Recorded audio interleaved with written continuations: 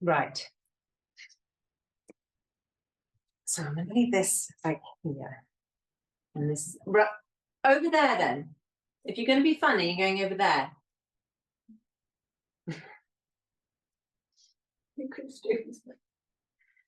You're not helping. Not helping. Stay with me. It's such a podcast, honestly. Right. Let's pick this up then. No noises. No noises. I might have to warn them that we've got the dog. Oh no, that's on, isn't it? I don't have to do anything. Right, this one. Charlotte, focus. Right.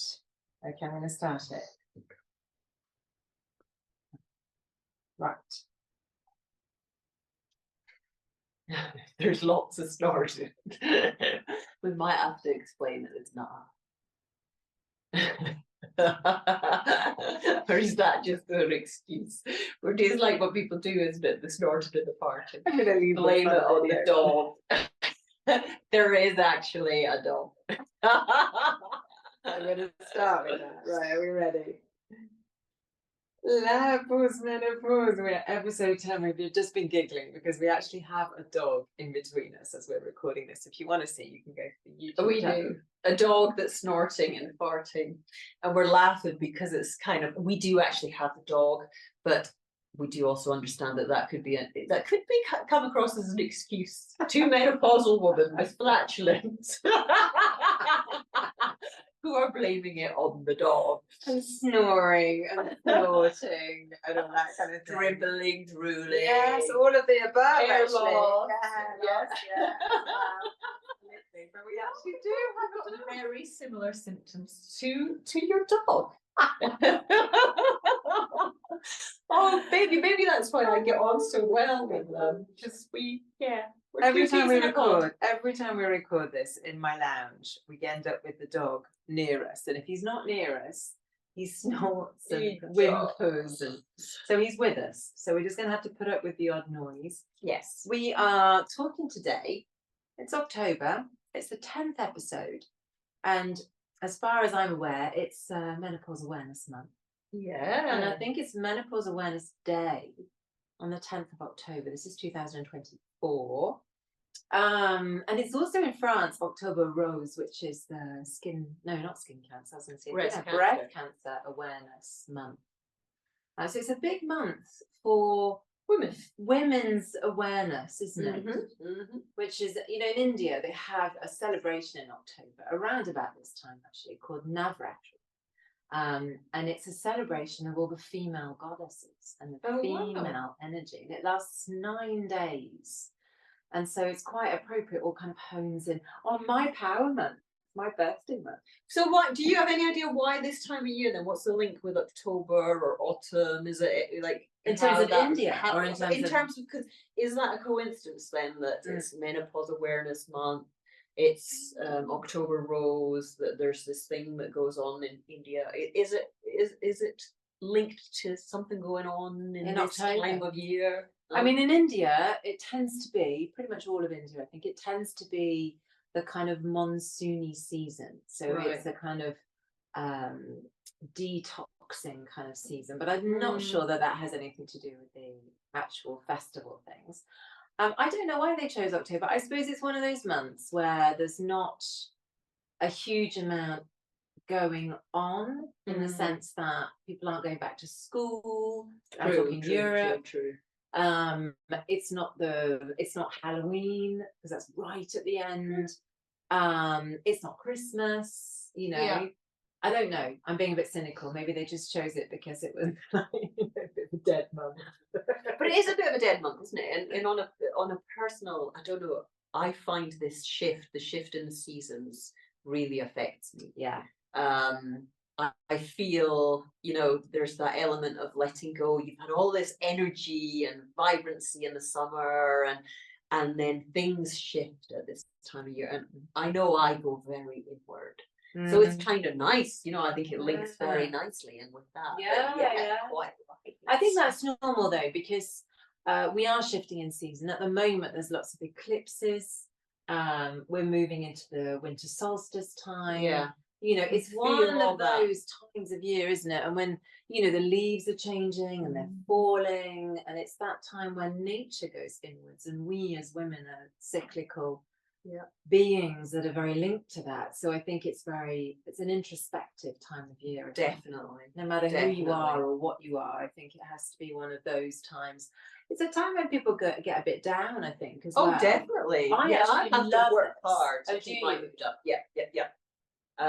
Every Right. year it hits me at this time of year that it's Yeah. like it's a real effort to still continue to get outside and walk and run.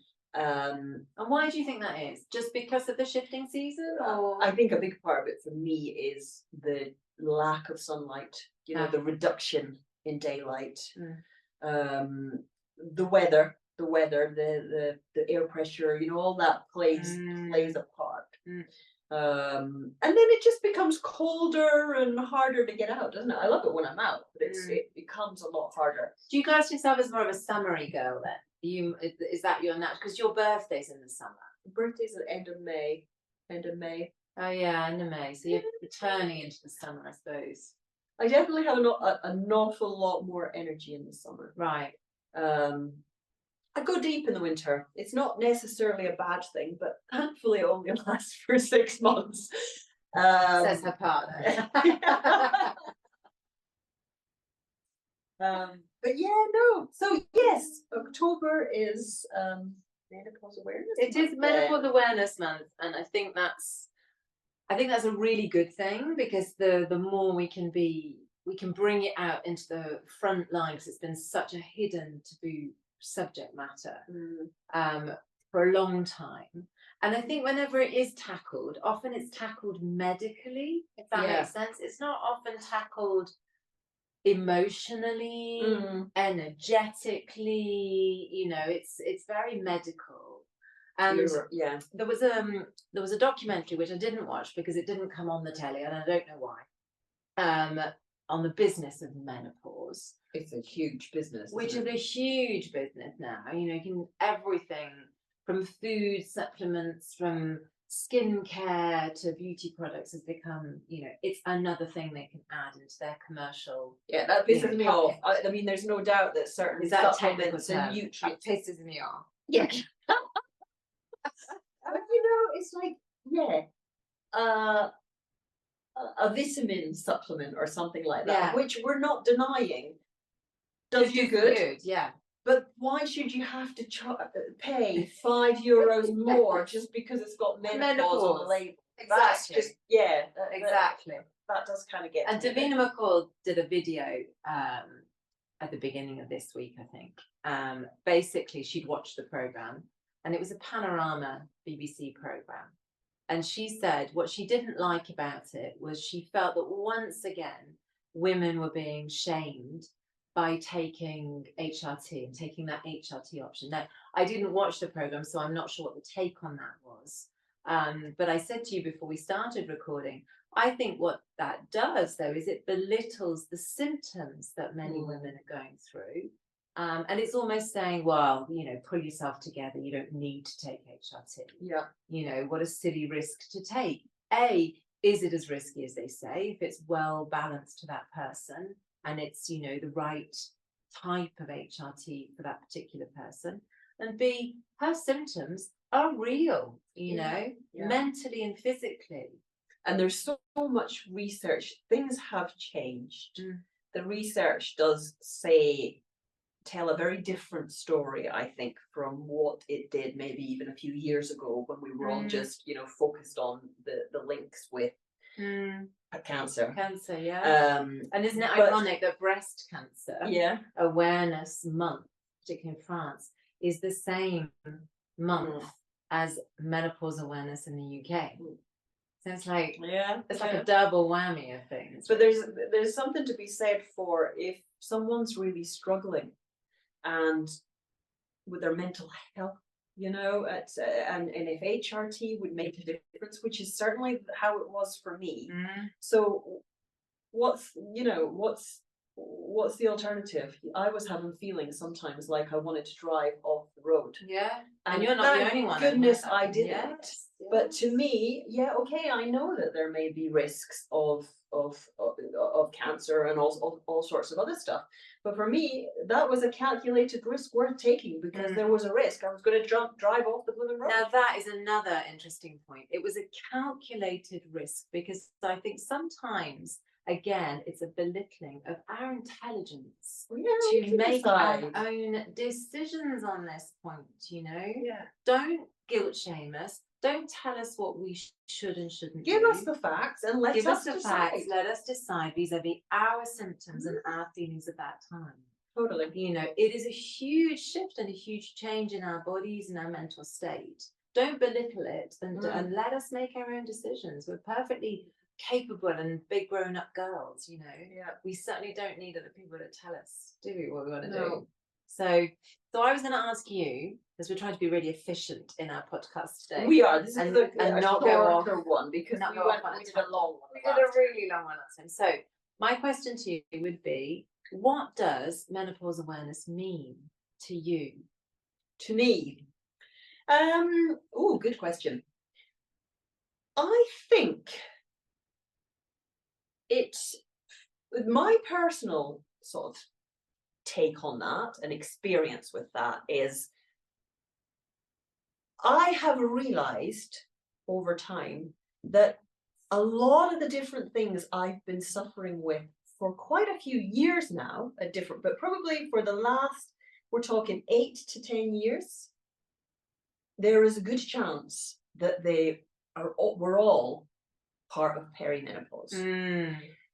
So I would say an awareness, and it's funny, quite a couple of my girlfriends have listened to our podcast and have thought, actually, Jill, you've got me thinking, some of the stuff I'm feeling at the moment is probably perimenopause. I didn't think I was there yet because I didn't have, I wasn't at the point I was feeling like I was going to drive off the road. Or your clothes I didn't have hot flushes. No, exactly. They were not at that point. Yeah. But things that, for ages, I thought, because I've always been a runner, I thought, oh my goodness, I'm just plagued with injury. I'm getting old.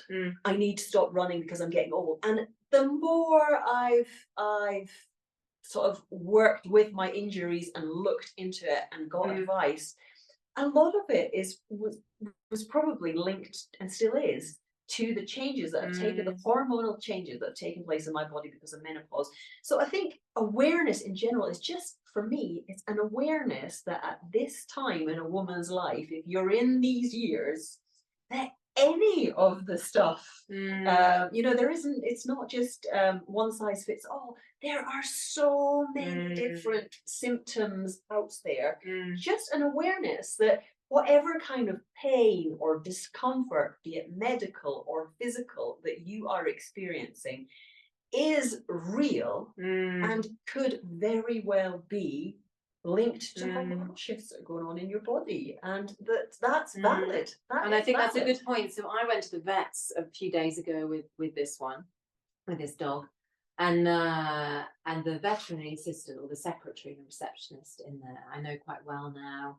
Over the years, you go in and you speak to each other, and this time, I can't really remember how we got onto it, but she suddenly started talking about the fact that she'd had this sort of burnout in the summer. I think I asked her how she was doing, and she said, "Oh well, this summer or the end of the summer, I was signed off work for it. It's the first time it's ever happened to me in my life. I've never done that." Yeah. She said, "I just felt so tired, and I thought, what's wrong with me? I can't seem to get myself back on track. This, that, and the other." And I said, "Have you thought that it might be the menopause?" And she said, "Well, my doctor didn't seem to, think that, but he did sort of say, well, at your time in life, maybe you need to do things slower." And I said, I think it's more a different approach. Just do things differently. Yeah. Whether that's a speed thing or not is not necessarily the issue. It's just, okay, I can't necessarily do some of the things I used to do. I might not want to, actually. Maybe this is a time, this would be my first take on awareness, to listen to what I really do to listen. and just to listen, adapt. yeah, and Yeah. have like a proper, ceremonial moment around it, maybe to go, okay, right, that's where I am. Because I don't think I did that at the beginning. I think Yeah. I lacked that at the beginning because I was in full on denial. I knew that Yeah. it was coming, but I was in full on denial that it was here. I think Yeah. I kept thinking, yeah, it's coming, it's coming, Me it's too. coming. But I think I was already very much in the it, yeah. symptoms and in the transition, in the perimenopausal transition. But I was definitely over the Me too. no. And It's I not there yet. plowed on, and didn't Like this change. woman. And then Yes. got frustrated with myself and upset because I was struggling and I was tired. Because you and I was couldn't like, do what I you used to wasn't do. adapting, and I just thought, oh, well, I'm getting old and I'm falling apart. And in actual fact, I have learned that by slowing down it, like what I'm speaking about, this is just very specifically to running, but as opposed to giving up, you're right. I learned to adapt. I learned I needed more rest days, different workouts, lots of complementary strength work, different work, different things. strength work, stretching, different things. And essentially, it's enabled me to still do keep everything running and enjoy running, but it's very different. It looks very different to how I used to do it. You should see my running. I think it's, I used to say I go for a run. I still do, actually. But sometimes it's very much a jog. But it does. It's you're out there, and you enjoy it. Joggette, even. But for me, it's more for my head than anything. Oh, definitely. Running is my therapy. I need it. So to give it up would have been sad. Yes. It's But no, an awareness. I agree. Just an awareness that all of these things are valid and could well be linked to menopause. The more we can talk about it, the better. And I think that's not a bad thing, is what we're trying to say No. as well. That's why there is a menopause awareness month. That's why people like, Davina McCall in the UK are important, because she's stood on a stage recently and she was accepting an award for nothing to do with the work that she does on menopause. It was for another program that she's done, and I can't remember what it is, which one, because I didn't see all of the speech. But she, even in that speech, said, and here's to all of my menopause warriors. Yeah. And I think that's what we kind of are, But I suppose my big, message would be, for my personal take, for me, and not just for you, but for me, would be menopause awareness is really embracing the change and really taking it on board as a beautiful transition to something new, and listen to what it's trying to tell you. Looking back, hindsight's a great thing. But same as you, the signs were all there. Menopause was screaming out at me to adapt, and I wasn't, because it wasn't on my radar that it was menopause. I wasn't listening. So I think the awareness that it could be menopause, how to listen to what's not working for you anymore, and take that time. Be brave enough. I think that's the thing. We've talked about this before in the past. I have as well. But just this, take the time to pause a bit, and not just plow on like that, like we have, or like that lady did in the vet's reception. Just carrying on as you always have done. There's a part of you that thinks, no, I should be able to, and there's another part that thinks, hold on a minute, there must be another way to function here. This isn't. And October for me is one of those months. It's where you kind of look at and go, hold on a minute, is this the way that I want to be going, or should I back off a little bit and take stock and recalibrate? But for a lot of women, there's even a guilt thing around that. I mean, I know the circles we're in are slightly different. We're quite into self-reflection and journaling and all the rest of it. But for a lot of women, just even the idea of saying, right, okay, I'm going to take a time out this morning, and I'm going to ask myself how I'm feeling and what I need, and if the way I'm currently living my life is really still working for me. A lot of women would feel guilty even asking those questions and doing that. So yeah, my big message this week would quite simply to be, you deserve to take a little bit of time for yourself to work out what you need. We all deserve to be happy, and it's okay that what we we need now and want now isn't necessarily the same as it was 5-10 years ago. So I suppose the We're allowed question to then, though, change. Jill, and this is going to be honesty moment. Do you do that? Yes. Do you? Yes. I know what I need. Granted, my life, I would really like not to have to work. You know, so there are, we all? so there are elements of, you know, we're restricted, aren't we? We're not all, we can't all just, can't totally just go with exactly what you need. We all have lives and we all have responsibilities. But I would say I'm getting better at listening to what I definitely listen. Whether I always act is a different story, but I am definitely getting better. I have to. I don't really have a choice. Menopause hasn't given me a choice. I'm gonna do a really swish link then in that case. So you're listening, so you're aware. I'm aware of it. Yeah, and awareness is the first step, isn't it? Good. Yeah, yeah. Awareness is always the first step. There we go. There we go. We're going to tie it up this week, I think. And Yes. we're going to have a really fun subject, I think, for the next time. Not sure what that is yet. We've got a couple of ideas. Yeah. So tune in. We're moving to 2 a month, aren't we? Now? Yeah. For And I'm all quite sorts keen of to get some reasons. guests on as well. Oh, yes. So yeah, a few ideas. Yeah, a few ideas to come. So thank you for listening. Thank you for being there with us. And embrace your menopause this month, ladies. Listen to what you need. Be aware. Yes. Let's steal the Davina McCall thing. Let's all, yes. Warriors. Yes. Yeah. We are warriors. Exactly. Love it. Thank you. Thank you. See you next week. For next